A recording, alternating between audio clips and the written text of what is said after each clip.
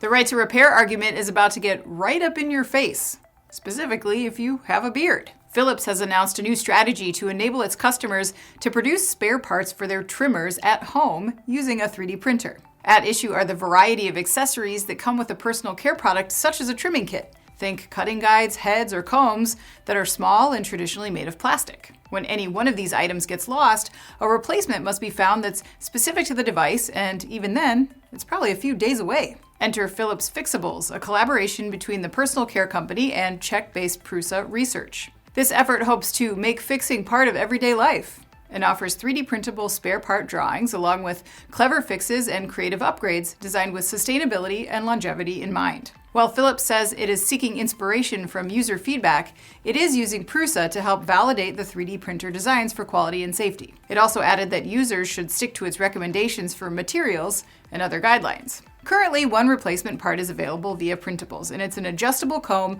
for the brand's one-blade trimmer. The recommendations listed are for a standard PLA filament.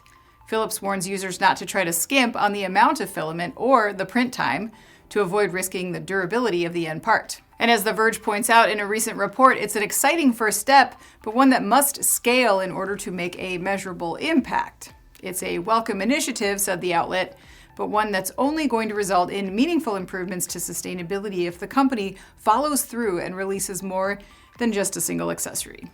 I'm Anna Wells. This is Manufacturing Now.